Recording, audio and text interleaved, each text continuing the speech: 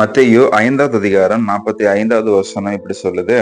இப்படி செய்வதனால் நீங்கள் பரலோகத்தில் இருக்கிற உங்கள் பிதாவுக்கு புத்திரராய் இருப்பீர்கள். அவர் தீயோர் மேலும் நல்லோர் மேலும் தமது சூரியனை உதிக்க பண்ணி நீதியுள்ளவர்கள் மேலும் அநீதியுள்ளவர்கள் மேலும் மழையை பெய்ய பண்ணுவார் அப்படின்னு சொன்ன வார்த்தை என்ன அப்படின்னா, ஆண்டவர் இருக்கிறாரு அப்படிங்கும்போது அவங்க நல்லவங்களுக்கும் மழை பெய்ய பண்றாரு, கெட்டவங்களுக்கும் மழை பெய்ய பண்றாரு. சிலவங்க எல்லாம் சொல்லுவாங்க நல்லவங்க இருக்க இடத்துல தான் மழை பெய்யும் அப்படின்ற மாதிரி. ஆனா ஆண்டவர் அப்படி பண்றது கிடையாது.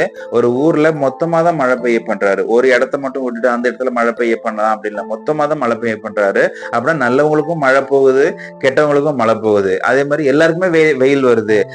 நல்லவன் துணி துவைச்சு காய போட்டாலும் அவன் துணி காயுது, கெட்டவன் துணி துவைச்சு காய போட்டாலும் அவனுடைய துணியும் காயுது.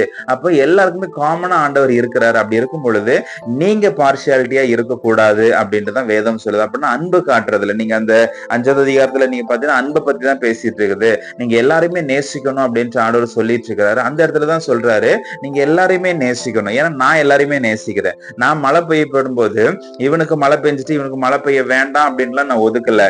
என்ன நேசிக்கிறவங்களுக்கு மட்டும் நான் மழை பெய்ய பண்ண, நேசிக்காதவங்களுக்கு மழை பெய்ய பண்ண வேண்டாம் அப்படிலாம் நான் பண்ணவே இல்லை. எல்லாருக்கும் காமனா தான் மழை கொடுக்குறேன், காமனா தான் வெயில் கொடுக்குறேன், எல்லாமே காமனா தான் இருக்குது. இதே மாதிரிதான் நீங்களும் இருக்கணும் அப்படின்ட்டு ஆண்டவர் விரும்புறாரு. சோ இதை செய்யாத இன்னைக்கு கிறிஸ்தவர்கள் நிறைய பேர் இருக்கிறாங்க. அவங்களுக்கு நேசிக்க முடியல, அவங்களுக்கு பிடிக்காதவங்களை நேசிக்க முடியல, அவங்களுக்கு விரும்பாதவங்க நேசிக்க முடியல.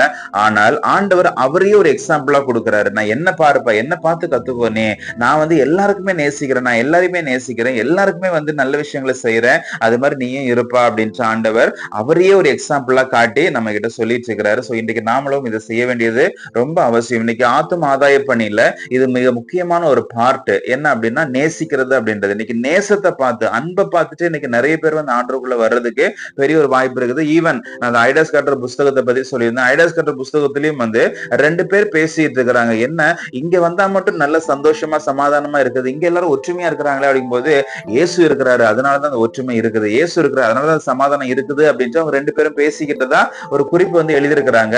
அப்போ இதுதான் நம்ம மற்றவங்களுக்கு கொடுக்கக்கூடிய ஒரு விஷயம். நான் அவன் அடிச்சிட்டான், அவன் திட்டான், அவன் என்ன காயப்படுத்திட்டான் அப்படின்றதுக்காக அவன் நான் ரிஜெக்ட் பண்ணிட்டு போகணும் அப்படின்ட்டு ஆண்டவர் சொல்லல. அதே சமயத்துல அவங்களை நேசிக்கணும் அப்படின்ட்டு சொல்றாரு. நேசிக்கும் பொழுது இப்படிப்பட்டவர்கள் ரட்சிக்கப்படுவதற்கான வாய்ப்புகள் உண்டு. அதனால எல்லாரையுமே நேசிங்க, பட்சபாதம் இல்லாமல் நேசிங்க. கர்த்தர் உங்களை அதிகமாய் ஆசீர்வதிப்பார்.